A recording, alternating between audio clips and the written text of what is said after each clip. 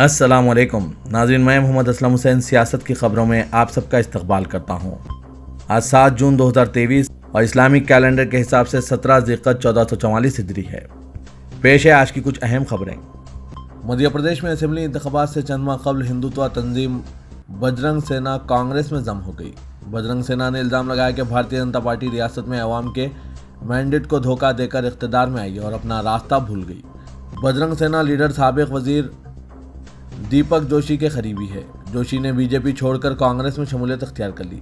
यह इंजमाम कांग्रेस की मध्य प्रदेश यूनिट के सदर कमलनाथ की मौजूदगी में हुआ। इंजमाम का ऐलान बजरंग सेना के कौमी सदर रिजनेश पाटरिया और कोऑर्डिनेटर रघुनंदन शर्मा ने किया। इस मौके पर जोशी भी मौजूद थे।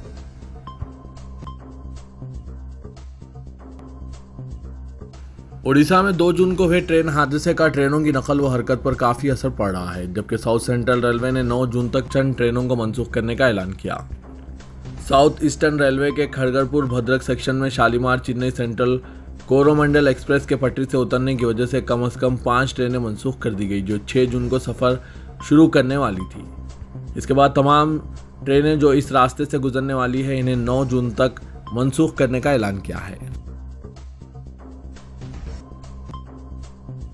बीजेपी के रुकन पार्लियामेंट और रेसलिंग एसोसिएशन के सदर ब्रिजभूषण शरण सिंह के खिलाफ एहतजाज करने वाले पहलवानों ने वजीर खेल अनुराग ठाकुर से मुलाकात करने पर रजामंदी जाहिर कर ली है। ताहम अभी वक्त और जगह का फैसला नहीं किया गया। दरअसल मरकजी वजीर खेल अनुराग ठाकुर ने पहलवानों को बातचीत के लिए बुलाया था। उन्होंने खुद ट्वीट करके यह जानकारी दी। उन्होंने बताया था कि मैंने एक बार फिर पहलवानों को इसके लिए मदऊ किया है। इससे पहले 3 जून यानी हफ्ते की रात को पहलवानों ने मरकजी वज़ीर दाखिला अमित शाह से मुलाकात की थी। इस मीटिंग के बाद हुकूमत ने एक बार फिर पहलवानों को अपने मसाइल पर बात करने की दावत भेजी है।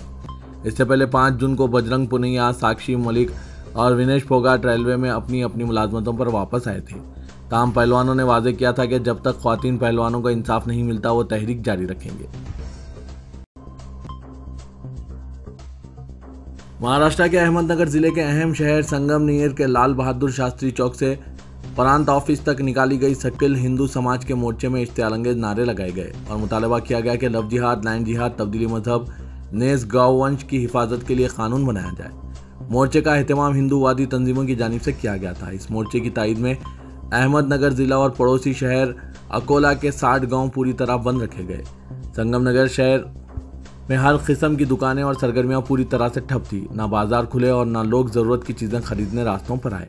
मोर्चे से एक रोज़ कबल ही संगमनेर के ताजिरों की तंजीमों ने मोर्चे की हिमायत में कारोबार बंद रखने का ऐलान किया था। मोर्चे का इब्तिदाई हिस्सा जब प्रांत ऑफिस रोड पर आया तो इसका इख्तितामी हिस्सा शास्त्री चौक से कुछ आगे बढ़ा था। मुसलमानों के खिलाफ फलक शगाफ इश्तियालंगेज नारे लगाए गए। नौजवानों के शरारत काबिल दीद थी। नौजवान लड़कियां भी लव जिहाद के स्लोगन पर चीख पुकार करती देखी जा रही थी। मोर्चे से खिताब करते हुए इश्तियालंगेज हिंदुत्ववादी लीडर सुरेश चौहान के ने कहा कि हिंदू बनाम हिंदू मुत्तहिद हो जाएं। इस इलाके के नाम से अहमद को निकालने वाली रियासती हुकूमत मुबारकबाद की मुस्तहिक है। वाज़ेह के हाल ही में अहमदनगर का नाम बदलकर अहलिया देवी होलकर रखने का ऐलान किया गया। सुरेश चौहान के ने कहा कि हिंदू मुत्तहिद हो जाएं। लव जिहाद, लैंड जिहाद और तब्दीली मजहब को लेकर सख्त कानून बनाने के मुतालबे ने हिंदू मुआशरे की जानिब से किए जा रहे हैं।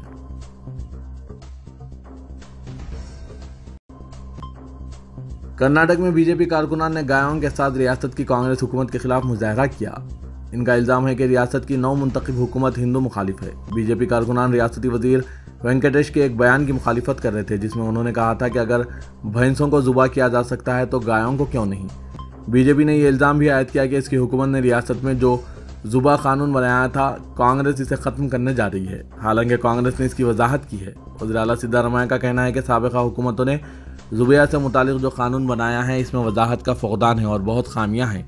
इसलिए काबीना के आइंदा इजलास में इस कानून का जायजा लिया जाएगा। Uttar Pradesh state road transport corporation ने सिर्फ इसलिए एक ड्राइवर को मुअत्तल और कंडक्टर को बर्खास्त कर दिया कि बस रुकने के बाद 2 मुसाफिरों ने नमाज पढ़ी थी। ड्राइवर के मुताबिक बस में 38 मुसाफिर सवार थे और इनमें से कुछ ने ज़रूरतों के लिए बस रोकने की दरख्वास्त की तो इसने बस रोक दी। बस रुकने के बाद इनमें 2 मुसाफिरों ने नमाज पढ़ लेने की भी ख्वाहिश जाहिर की तो इसने इनके लिए भी मजीद 5 मिनट बस रोकने पर रजामंदी जाहिर की। बस में सवार एक मुसाफिर ने नमाज पढ़ने का वीडियो बनाकर महकमे के अफसरान को ट्वीट कर दिया, जिसके बाद महकमे ने ड्राइवर और कंडक्टर के खिलाफ कार्रवाई की। इस मामले में ड्राइवर ने कार्रवाई के खिलाफ लड़ाई लड़ने का इंतबा दिया है, जबकि मुलाजमीन की यूनियन ने दोनों मुलाजमीन की हिमायत की है।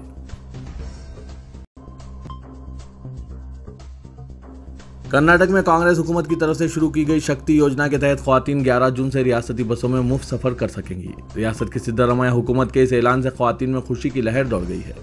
ख्याल रहे कि इंतखाबात के दौरान कांग्रेस की जानिब से जो अवाम के लिए 5 अहम वादे किए गए थे, इनमें से वादा था। बीजेपी गुज़श्ता कई दिनों से इस मामले पर काफ़ी हंगामा बर्पा कर रही थी। इसका कहना था कि इतने दिन हो गए, अभी तक वादों पर अमलावरी नहीं हुई है। अब जबकि हुकूमत ने इसका बाकायदा ऐलान कर दिया है, अवाम में बिलखुसूस ख्वातीन में खुशी की लहर दौड़ गई है। इस स्कीम का बाकायदा आगाज 11 जून से होगा।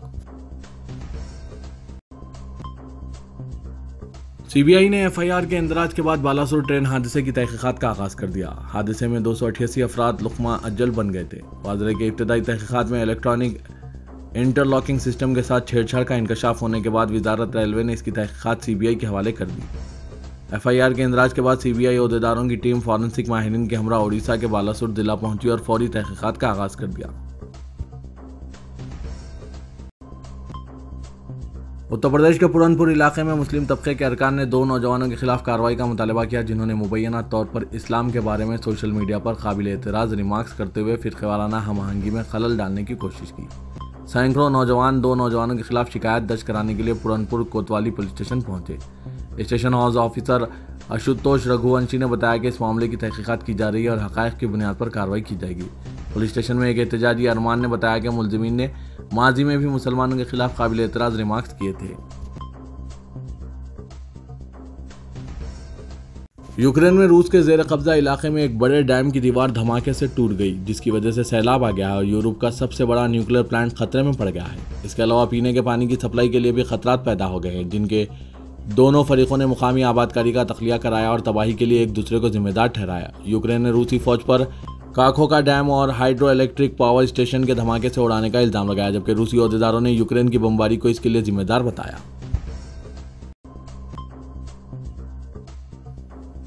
चीफ मिनिस्टर तेलंगाना के चंद्रशेखर राव ने कहा कि तेलंगाना अवाम मेरी ताकत और रिश्तेदार हैं। मुल्क के अवाम तेलंगाना मॉडल की ख्वाहिश कर रहे हैं और जलसों से खिताब के लिए मुझे मदऊ कर रहे हैं। कांग्रेस काबिल भरोसा नहीं है। गलती से भी कांग्रेस पर भरोसा किया गया तो रियासत में दलालों का राज शुरू हो जाएगा।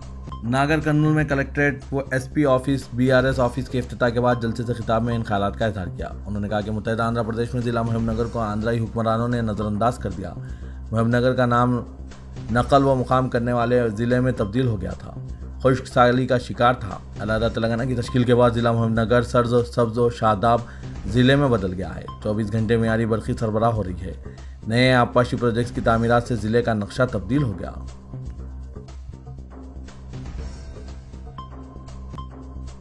शहर हैदराबाद में पंजा गुट्टे का पंजा तोड़ा गया, लेकिन इस पंजे के तहत मौकूफ़ा 12,646 मुरब्बा गज इंतहाई कीमती अराजी गायब हो चुकी है और वक्फ बोर्ड बरसा बरस से कब्जा हो चुकी इस अराजी के तहफ़्फ़ुज़ में ख्वाब गफलत का शिकार है।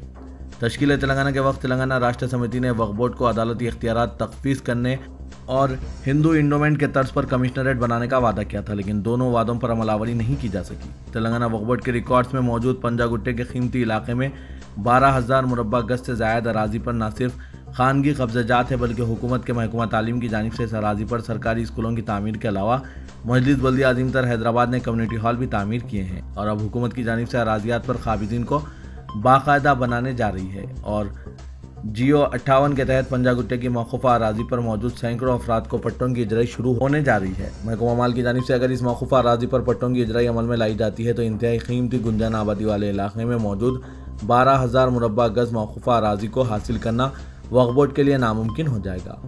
पंजा गुट्टे के तहत मौकूफ़ा इस अराजी 1989 के गज़ट में इंदराज मौजूद है और इस अराजी का रिकॉर्ड किताबुल औक़ाफ़ में भी है। इसके बावजूद बरसा बरस से जारी इस अराजी पर कब्ज़ों को रोकने में अब तक के वक्फ बोर्ड नाकाम रहा है। Director general police Telangana Anjani Kumar ने इंसानी स्मगलिंग के लानत से निपटने के लिए तमाम मुतालिका अफराद और तंजीमों की सरगर्म शराकत के जरिए जामे और मजबूत इक़दामात की ज़रूरत का अदा किया है, क्योंकि यह लानत दुनिया में तीसरा बड़ा मुनज़्ज़म जुर्म बन गई है। उन्होंने कहा कि तेलंगाना मुल्क भर की तमाम रियासतों में एक ऐसी पहली रियासत है जहाँ इंसानी स्मगलिंग के खिलाफ अमली इक़दामात किए जा रहे हैं। डायरेक्टर जनरल पुलिस यहाँ तश्कील तेलंगाना की 10 साल की तकमील के एक हिस्से के तौर पर रियासती पुलिस की जानिब से मुनज़्ज़म करदा एक वर्कशॉप को मुखातिब कर रहे थे। बचपन बचाओ आंदोलन के इश्तराक से इस वर्कशॉप का इनेकाद अमल में लाया गया था ताकि इंसानी स्मगलिंग के वाक़यात को रोकने के लिए मुताल्लिक़ा तंजीमों और महकूमों के साथ मुशावरत की जा सके। अंजनी कुमार ने वर्कशॉप के शुरुका पर जोर दिया कि वो इंसानी स्मगलिंग के वाक़यात के खात्मे के लिए सरगर्म ताउन करें। महकूमा तालीम ने नए तालीमी साल 2023-24 से मुतालिक अव्वल तक 10वीं जमात के तालीमी कैलेंडर को जारी कर दिया। डायरेक्टर महकूमा स्कूली तालीम ने इस सिलसिले में एक सर्कुलर जारी किया है जिसके मुताबिक नए साल में 229 दिन स्कूल काम करेंगे। सर्कुलर में स्कूल के औकात, इम्तिहानात और दीगर तफसीलात को भी पेश किया गया। इस मरतबा रियासती हुकूमत ने स्कूलों में पहली मरतबा योगा और मेडिटेशन को मुतारिफ किया है, जिसके तहत हर तालिब इल्म के लिए स्कूल के आगाज़ पर असेंबली के बाद 5 मिनट योगा और ज्ञान ध्यान को लाजमी कर दिया गया है। 12 जून 2023 से नए तालीमी साल का आगाज़ होगा और 23 अप्रैल 2024 को तालीमी साल का इख्तिताम होगा। इस तरह 229 दिन स्कूल काम करेंगे। 24 अप्रैल 2024 से 11 जून 2024 तक गरमाई तातीलात रहेंगे। 10 जनवरी 2024 तक 10वीं जमात के इंसाब को मुकम्मिल कर लिया जाएगा और बोर्ड इम्तिहानात से कबल रिवीजन क्लासेस और प्री फाइनल इम्तिहानात मुकम्मिल कर लिए जाएंगे। अव्वल तक 9वीं जमात का निसाब 29 फरवरी 2024 तक मुकम्मिल कर लिया जाएगा।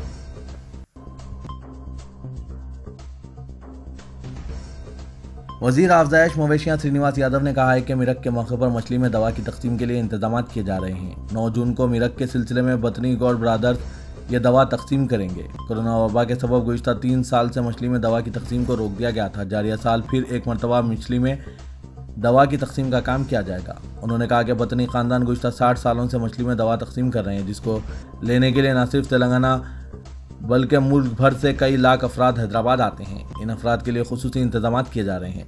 बतनी ख़ानदान के 250 अरकान वॉलंटियर्स इस कैंप में हिस्सा लेंगे। उन्होंने कहा कि आरटीसी बसों और मेट्रो खिदमात के अलावा नामपल्ली से रेलवे खिदमात को दस्तियाब करवाया जा रहा है। वज़ीर के नुमाइश ग्राउंड के बाद बतनी ख़ानदान के आबाई मकान में भी दम्मे के मरीजों की सहूलत के लिए मछली में दवा दी जाती है।